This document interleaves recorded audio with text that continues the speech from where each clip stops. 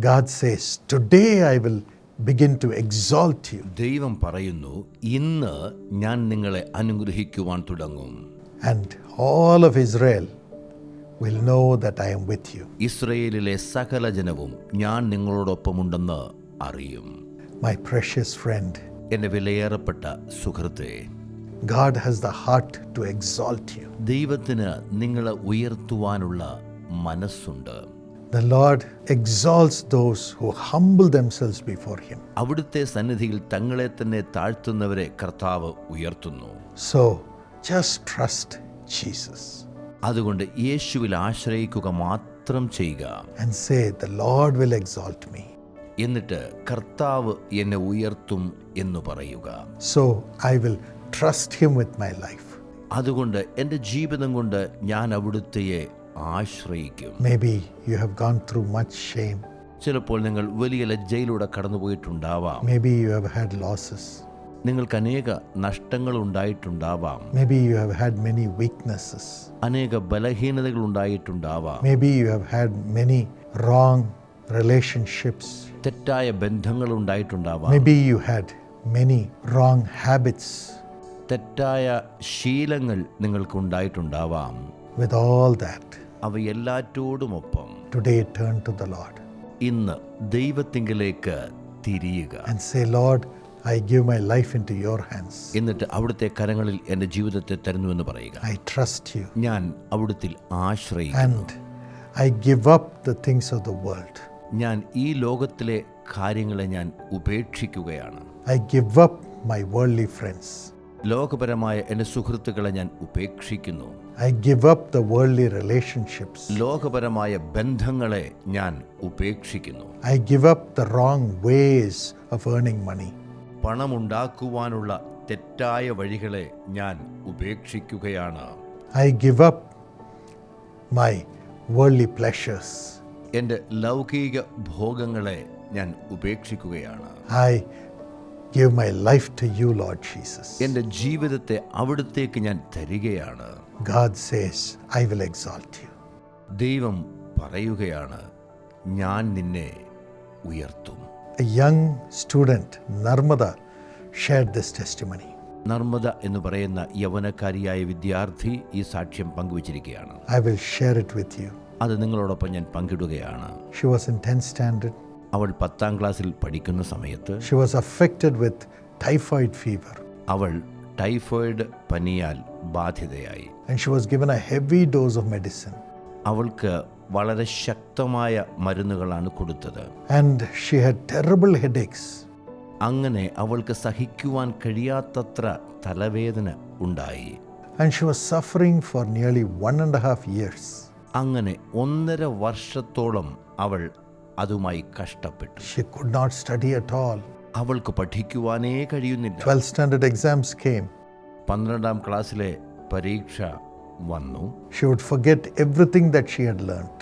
അവൾ പഠിച്ചിരുന്നതായ കാര്യങ്ങളൊക്കെ തന്നെ അവൾ മറന്നുപോയി. In the model exams, അവളുടെ മോഡൽ എക്സാമിൻ്റെ സമയത്ത് she went to sleep in the exam itself. പരീക്ഷയുടെ സമയത്ത് തന്നെ അവൾ ഉറങ്ങിപ്പോയി.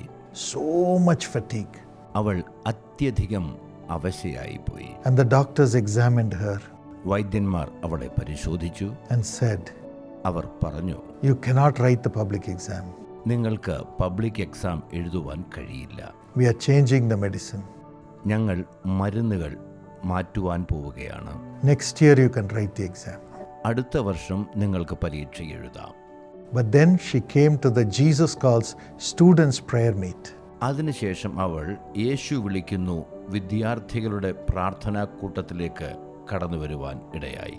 The Lord said, the Lord will deliver you from your weakness.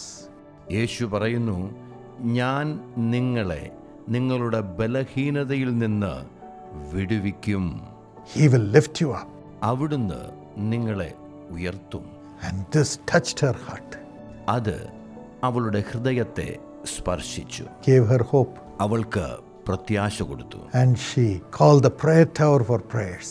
എന്നിട്ട് അവൾ പ്രാർത്ഥനാ ഗോപുരത്തിലേക്ക് പ്രാർത്ഥനയ്ക്കായി വിളിച്ചു. And as a family, they sponsored a Jesus Calls TV program with their offerings. അവർ തങ്ങളുടെ സ്തോത്ര കാഴ്ച കൊടുത്ത് ജീസസ് കോൾസിൻ്റെ ടെലിവിഷൻ പ്രോഗ്രാമിനെ അവർ സ്പോൺസർ ചെയ്യുകയും ചെയ്തു. God enabled her to write the exams. പരീക്ഷ എഴുതുവാൻ ദൈവം അവളെ ബലപ്പെടുത്തി. And the results came. പരീക്ഷാഫലം വന്നു. And she got 1172 marks out of 1200. 1200-ൽ 1117 mark അവൾക്ക് ആ പരീക്ഷയിൽ നേടുവാൻ ദൈവം കൃപ ചെയ്തു. And she got 200 out of 200 in commerce. കൊമേഴ്സിൽ അവൾക്ക് 200-ൽ 200 മാർക്കും ലഭിക്കുവാനിടയായി. And 200 out of 200 in business maths. അതുപോലെ തന്നെ ബിസിനസ് മാത്സിലും അവൾക്ക് 200-ൽ 200 മാർക്ക് ലഭിക്കുവാനിടയായി. God honored her. ദൈവം അവളെ ആദരിച്ചു. She came to the next meeting അവൾ അതിന് അടുത്ത മീറ്റിംഗിൽ കടന്നു വരികയും and testified അതിനെക്കുറിച്ച് സാക്ഷ്യം പറയുകയും ചെയ്തു. and said, I want to do CA. ഞാൻ CA ചെയ്യുവാൻ ആഗ്രഹിക്കുന്നു എന്നും പറഞ്ഞു. I laid hands on her ഞാൻ അവളുടെ തലമേൽ കരങ്ങളെ വച്ചു. and God gave her grace to complete the CA straight. അങ്ങനെ ചാർട്ടേഡ് അക്കൗണ്ടന്റ് കോഴ്സ് നേരിട്ട് മുഴുവനുമായും ചെയ്തെടുക്കുവാൻ തക്കവണ്ണം ദൈവം അവൾക്ക് കൃപ കൊടുത്തു. And she did not have any failure. അവൾക്ക് തോൽവി ഉണ്ടായേയില്ല. God has lifted her up to great heights. അവളെ ദൈവം ഉന്നതികളിലേക്ക് ഉയർത്തി. God will do it for you. അത് നിങ്ങൾക്കായും ദൈവം ചെയ്തെടുക്കും. Cling on to Jesus. യേശുവിനോട് പറ്റിച്ചേരുക.